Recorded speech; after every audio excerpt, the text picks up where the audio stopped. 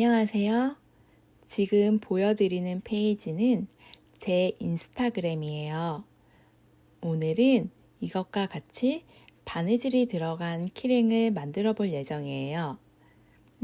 이 키링 역시 선물로 너무 좋은 아이템이니 좋은 팁들 가져가셔서 지인분들께 예쁜 키링 한번 선물해 보세요. 오늘 또 역시 제일 먼저 이니셜이 작업된 가죽을 준비해 줬어요. 누구나 한 번쯤은 이니셜 작업할 때 이니셜을 센터에 작업을 못해서 다시 작업을 했던 경험이 있을 것 같아요. 앞선 영상에서도 말씀드렸듯이 이니셜 작업을 먼저 한 후에 재단을 하면 이런 실수를 줄일 수 있으니 이니셜을 먼저 작업해 주세요. 이렇게 이니셜이 작업된 가죽이 준비되었다면 이젠 안에 들어가는 보강제를 준비해 줘야 돼요. 안에 들어가는 보강제는 여러 가지로 사용할 수 있으나 저 같은 경우에는 힘이 있는 두꺼운 가죽을 사용해 주고 있어요. 보강제를 미리 만들어 놓은 패턴에 맞춰 재단해 주세요. 판매가 목적이라 여러 개를 만드셔야 하면 미리 보강제를 여러 개 잘라놔도 시간을 줄일 수 있어 좋을 것 같아요. 저도 이렇게 미리 재단을 해놓는 편이에요. 보강제 준비가 끝났으면 보강제의 끝에 부분을 살짝 피아래 주세요. 보강제가 두꺼워져서 준비한 키링 액세서리에 안 들어갈 수가 있어서 꼭 필요한 과정이에요. 피아를 어느 정도 할지 준비한 액세서리 안에 넣어보면서 두께를 확인해 주면서 알맞은 두께로 피아를 해주세요.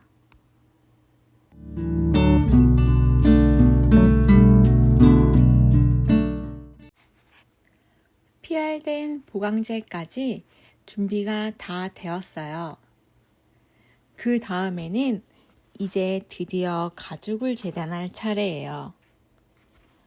미리 이니셜이 작업된 가죽에 패턴을 대고 재단해 주세요.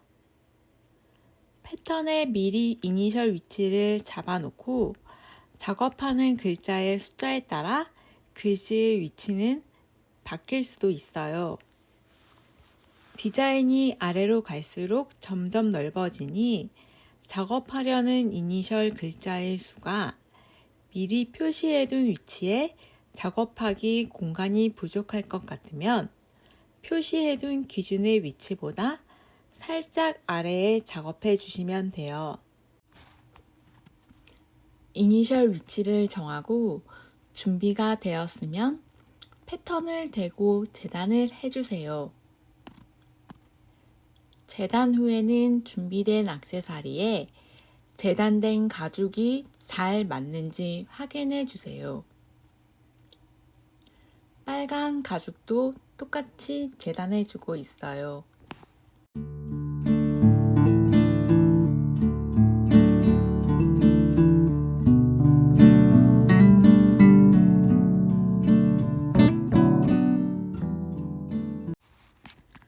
빨간 가죽도 재단 후에 패턴 확인까지 마치고 이젠 키링을 만들 모든 준비가 되었어요. 보강제의 재단과 PR, 겉가죽의 재단까지 이젠 보강제를 가죽의 센터에 잘 맞춰서 붙이고 뒷면 가죽을 붙인 후에 바느질을 하고 엣지 작업만 하면 완성이에요. 보강제를 겉가죽에 붙이기 전에 저는 보강제로 준비한 가죽의 겉면에 코팅이 되어 있어서 코팅된 부분만 살짝 사포로 벗겨줄게요. 이젠 보강제를 가죽에 붙일 건데 이때 가장 중요한 점은 보강제가 센터에 작업되어야 한다는 것이에요. 정확하게 센터에 작업되지 않으면 키링을 다 만들었을 때 작업한 이니셜이 비뚤어져 보일 수가 있어서 기준선을 표시한 후에 확인하는 과정은 꼭 필요한 과정이니 귀찮더라도 꼭 보강제를 위치를 정확하게 표시해 주세요.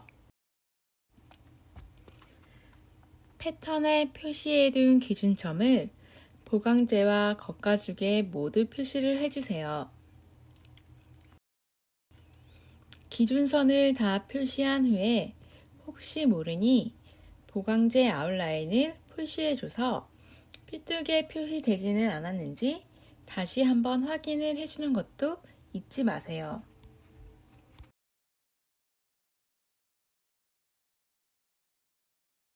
이젠 보강제를 표시해둔 선에 맞춰서 본드로 묻혀줄 거예요.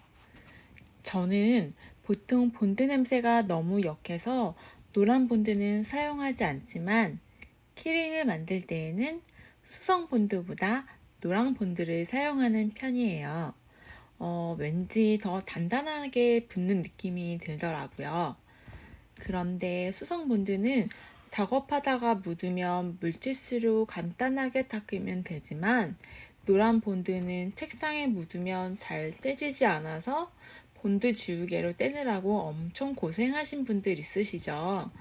그런데 이 본드 매트만 있으면 그렇게 힘들게 본드 지우개로 지울 필요 없이 작업하다가 남은 본드는 본드 지우개나 물티슈로 아주 살짝만 닦아주면 깨끗하게 닦여서 너무 편하더라고요. 이건 가격도 생각보다 비싸지 않았던 것 같아요. 하도 오래전에 사서 기억은 안 나지만 대략 2만원에서 3만원 사이였던 것 같아요. 노란 본드 작업을 많이 하시는 분들은 꼭 한번 사서 사용해 보세요. 보통 가죽 도구 파는 곳에 다 파는 것 같아요.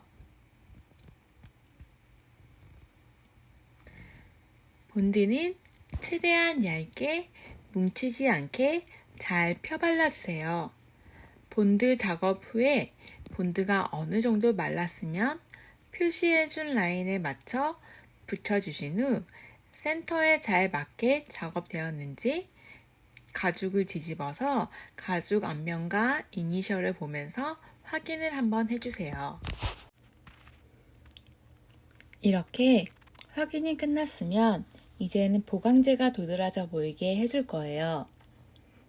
지금 제가 사용하고 있는 것은 스틸포더라는 이름으로 가죽공예 파는 사이트에서 샀는데 굳이 저것이 아니더라도 폭이 좁은 롤러나 우드 슬리커 같은 것으로 작업해 주셔도 괜찮아요.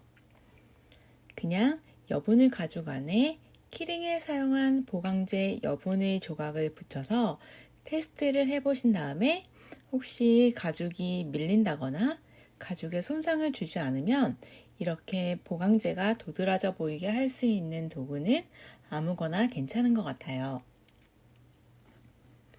보강제가 도드라져 보이게 사이드를 눌러줬다면 이젠 완성된 느낌이 보이실 거예요. 이젠 뒷면에서 룰러로 보강제와 가죽을 한 번 더 눌러줍니다. 앞서 말씀드렸듯이 이번에는 아까 말씀드린 방법 중에서 롤러를 사용해서 보강제가 부각되게 작업 드리는 방법을 보여드리려고 이번에는 롤러를 사용해서 한 번 더 쉐입을 잡아줄게요. 이렇게 두 번째 쉐입을 잡아줄 때는 보강제 자리도 확실하게 다 잡아놓은 상태니까 영상에서 있는 것처럼 힘껏 힘을 눌러주면서 롤러로 사이드 엣지를 눌러주세요. 그러면 보강제가 더 부각되어 보여서 만들고 나면 더 이쁜 키링이 완성될 수 있어요. 이렇게 엣지도 다 눌러주고 쉐입이 잡혔으면 뒷가죽을 붙여줘야 되는데요. 중간중간에 본드가 묻었으면 본드 지우개로 살짝씩 지워주세요. 너무 세게 지우면 가죽에 손상이 갈 수도 있으니까 살짝 힘을 빼고 지워주세요. 가죽에 따라 어떤 가죽은 본드가 묻는 순간 복구가 힘든 경우도 있어요. 보통 베지터블류 가죽이 그런 것 같아요. 본드 지우개로 살짝씩 지워줘도 컬러에 따라 그 자리가 얼룩이 지더라고요. 그래서 작업을 할 때 차라리 처음부터 본드가 안 묻도록 주변 환경을 깨끗하게 정돈한 후에 작업하는 게 정말 중요한 것 같아요. 앞면 가죽 작업이 어느 정도 마무리되었으면 이젠 뒷면의 가죽을 붙여줘야 돼요. 뒷면 가죽을 붙일 때 정말 중요한 것은 키링을 센터 기준으로 반으로 접는다고 생각할 정도로 굴리면서 붙여주는 거예요. 키링을 만들어 보신 분들은 안에 가죽 부분이 주름져서 완성 후에도 만족을 못했던 경험이 있으실 것 같아요. 혹시 판매를 목적으로 키링을 만드신다면 더더욱이 신경이 쓰일 수밖에 없는 부분이기도 해요. 지금 보여드리는 키링은 제가 예전에 주문을 받아서 제작한 키링이에요. 이 키링을 처음 제작할 때에는 뒷면 가죽을 붙일 때 굴러가면서 붙이지 않았어요. 그랬더니 키링 조립을 하니 안쪽에 이렇게 많은 주름이 생겨서 결국은 다시 제작을 해야만 했던 경험이 있어요. 물론 덕분에 지금 여러분들께 왜 뒷면 가죽을 붙일 때 굴러가면서 붙여야 하는지 설명하는 좋은 샘플을 보여드릴 수 있게 되었네요. 제가 말씀드린 대로 가죽을 굴러가면서 잘 붙이면 영상에 보여드리는 키링처럼 이렇게 하니 깔끔하게 주름 없이 작업이 될 수 있어요. 그럼 이젠 굴러가면서 붙인다는 게 어떤 건지, 또 그렇게 작업한 키링은 어떻게 타공과 클리저를 해야 하는지 간단하게 설명드릴게요. 일단 본드가 붙여질 자리를 대충 표시한 후에 본드를 얇게 펴발라주세요. 본드를 펴바르기 전에 본드 주걱은 꼭 깨끗하게 한 후에 사용해주세요. 이렇게 키링 가죽, 겉가죽과 안가죽에 본드를 펴발라주세요. 본드는 아주 얇게, 대신 본드가 안 묻은 곳이 없도록 꼼꼼하게 발라주세요.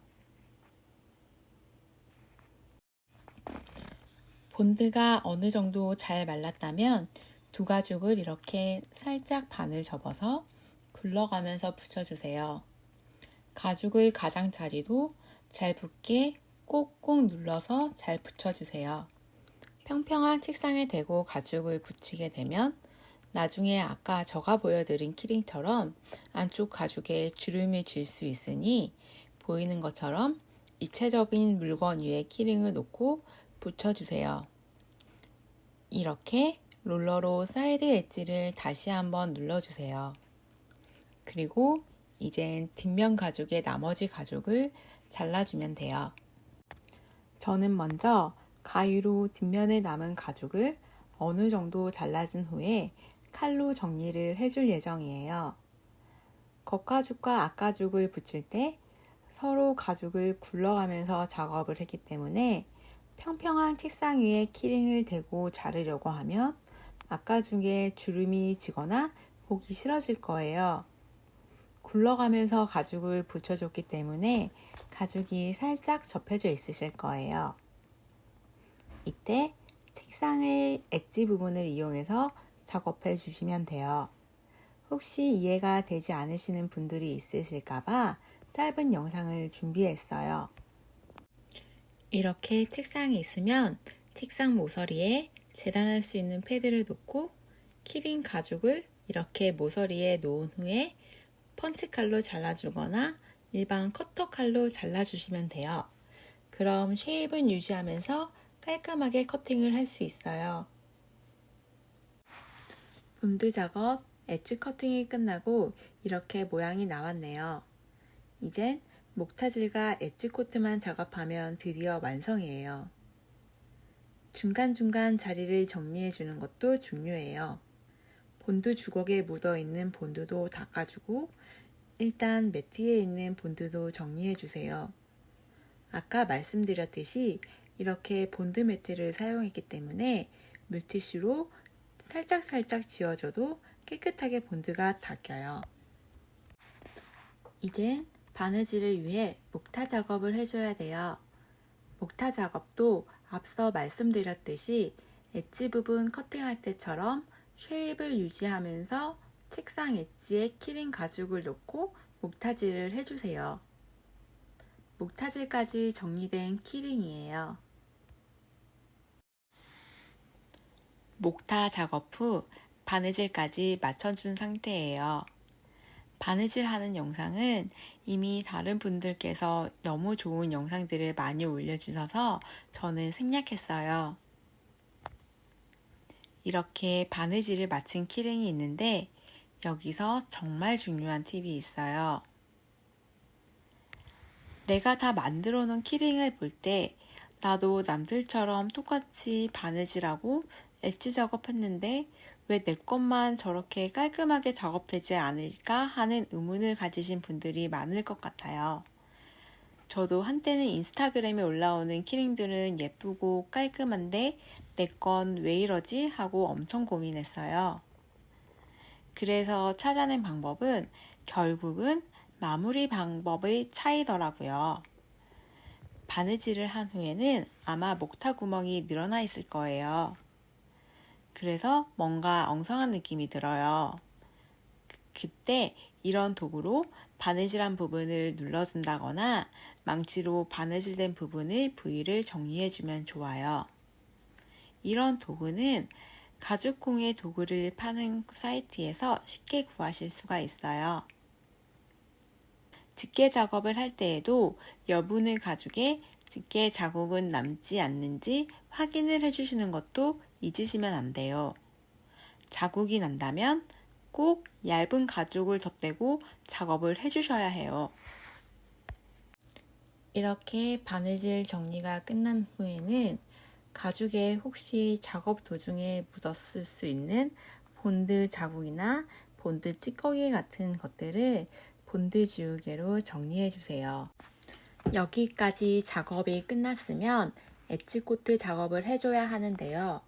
그 전에 집게로 바느질을 정리해 주면서 크리저 선이 많이 지워주신 것을 느끼실 거예요.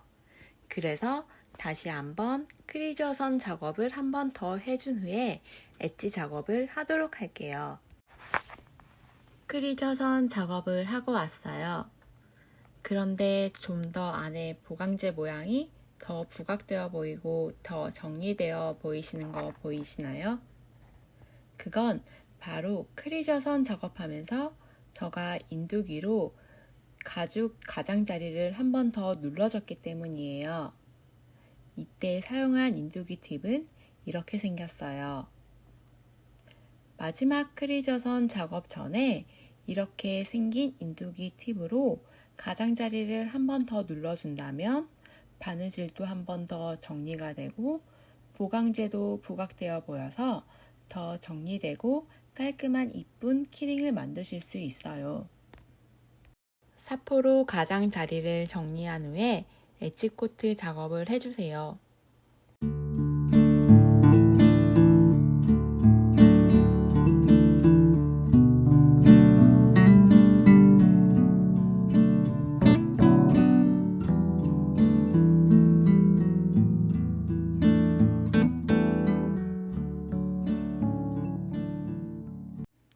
투명 엣지 작업과 가죽과 최대한 비슷한 칼라 엣지 코트를 만들어서 작업을 해주고 이젠 드디어 키링 액세서리에 가죽을 넣어서 나사로 조립하면 완성이에요. 이렇게 키링을 넣고 나사를 넣기 전에 송곳 같은 것으로 구멍을 내고 나사 작업을 해주세요. 드디어 이렇게 키링이 완성되었네요. 옆에 사이드 고리를 달아서 자동차 키나 여분의 키를 달아주셔도 너무 좋아요.